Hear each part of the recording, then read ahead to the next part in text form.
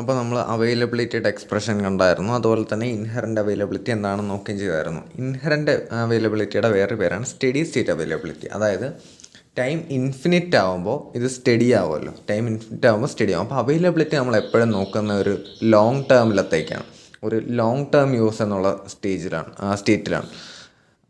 അപ്പോൾ അതുകൊണ്ട് എപ്പോഴും എന്താണ് ഇൻഹെറൻറ്റ് അവൈലബിലിറ്റിയാണ് എപ്പോഴും നമ്മൾ ഇമ്പോർട്ടൻ്റ് ആയിട്ട് എടുക്കുന്നത്. ഈ at a given point of time അവൈലബിലിറ്റിയേക്കാളും കൂടുതൽ ഇമ്പോർട്ടൻസ് ഉള്ളത്, പ്രാക്ടിക്കൽ യൂസ് എല്ലാം ഉള്ളത് ഇൻഹെറൻറ്റ് അവൈലബിലിറ്റിക്കാണ്.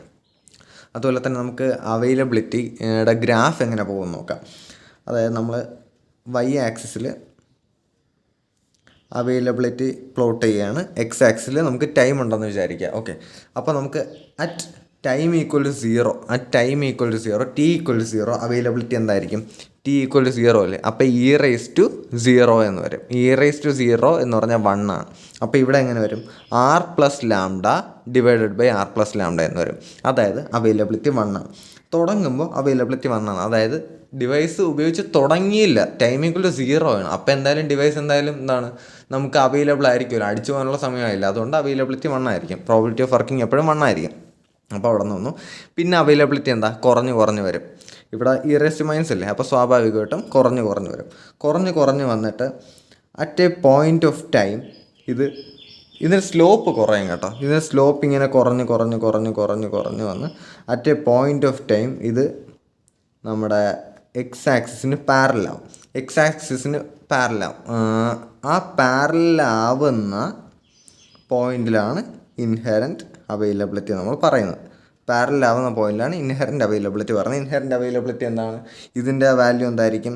r/r+λ ആയിരിക്കും. അപ്പോൾ അതുകൊണ്ടും കൂടെയാണ് ഇതിനെ സ്റ്റഡി സ്റ്റേറ്റ് അവൈലബിലിറ്റി എന്ന് പറയുന്നത്.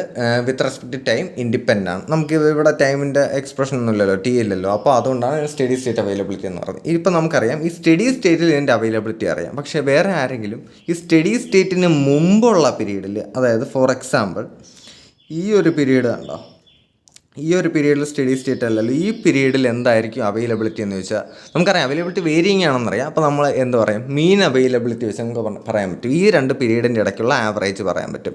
അതെങ്ങനെ കണ്ടുപിടിക്കുക വെച്ചാൽ, ഇത് ഞാൻ സപ്പോസ് T1 എടുക്കുകയാണ്, ഇത് പോയിൻ്റ് ഓഫ് ടൈം T2 എടുക്കുകയാണ്. അങ്ങനെയാണെങ്കിൽ അതിൻ്റെ ആവറേജ് എങ്ങനെ കണ്ടുപിടിക്കുക വെച്ചാൽ, ആവറേജ്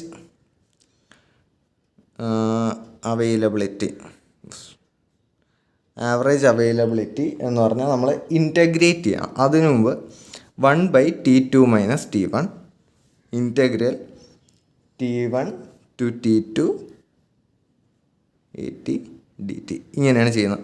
അപ്പോൾ നമുക്കറിയാം ഈ ഇൻറ്റഗ്രലിൻ്റെ അകത്തുള്ള ചെയ്യുമ്പോൾ എന്ത് കിട്ടും? ഇൻറ്റഗ്രലിൻ്റെ അകത്തുള്ള ചെയ്യുമ്പോൾ ഈ മൊത്തം ഏരിയ കിട്ടും. ഈ മൊത്തം ഏരിയയെ നമ്മൾ ഇത് വെച്ച് ഡിവൈഡ് ചെയ്യുമ്പോൾ, ഈ ഡിസ്റ്റൻസ് വെച്ച് ഡിവൈഡ് ചെയ്യുമ്പോൾ നമുക്ക് എന്ത് കിട്ടും? ഈ ആവറേജ് ഹൈറ്റ് കിട്ടും. അങ്ങനെയാണല്ലോ, ഈ മൊത്തം ഏരിയ ഇൻറ്റു ഇതിൻ്റെ ഒരു ആവറേജ്, ഈ ലെങ്ത് ഇൻറ്റു ഇതിൻ്റെ ഒരു ആവറേജ് ഹൈറ്റ് ആണല്ലോ ഇതിൻ്റെ ഏരിയ വരേണ്ടത്. അപ്പോൾ ഇതിൻ്റെ ഏരിയ ഡിവൈഡഡ് ബൈ ഇത് ചെയ്യുമ്പോൾ നമുക്ക് ഇതിൻ്റെ ഒരു ആവറേജ് ഹൈറ്റ് കിട്ടും. ആവറേജ് ഹൈറ്റ് ആണല്ലോ ഒരു മീൻ അവൈലബിലിറ്റി, അതിൻ്റെ ഒരു ആവറേജ് അവൈലബിലിറ്റി വരുന്നത്. അതുകൊണ്ടാണ് അങ്ങനെ വരുന്നത്. അപ്പോൾ നമ്മൾ ഇത് ഇൻറ്റഗ്രേറ്റ് ചെയ്യുമ്പോൾ ഈ എക്സ്പ്രഷൻ പഠിക്കണമെന്നില്ല, ഇങ്ങനെ ചെയ്യേണ്ടതെന്ന് അറിഞ്ഞിരിക്കുക. നമ്മൾ ഇൻറ്റഗ്രേറ്റ് ചെയ്യാൻ ലിമിറ്റ് കൊടുക്കാൻ T1 to T2 കൊടുത്തു. എന്താണ്? r/r+λ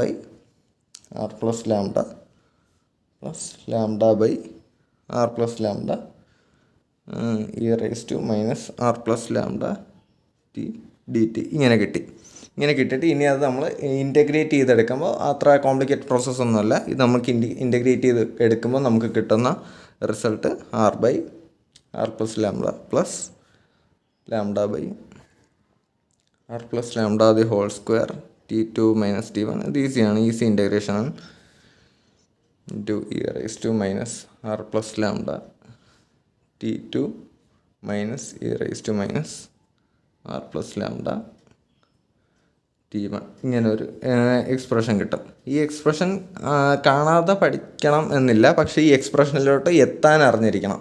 കാരണം ഒരു ആവറേജ് അവൈലബിലിറ്റിയുടെ ഒരു ക്വസ്റ്റ്യൻ ഉണ്ടെങ്കിൽ നമുക്ക് ചെയ്യാൻ പറ്റണം. നമുക്കിപ്പോൾ ഇങ്ങനെ ഒരു എക്സ്പ്രഷൻ യൂസ് ചെയ്ത് തന്നെ ഇങ്ങനെ ഡെറിവേഷൻ ചെയ്തിട്ട് നമ്മൾ ആ പ്രോബ്ലം ചെയ്യണമെന്ന് തന്നെയില്ല.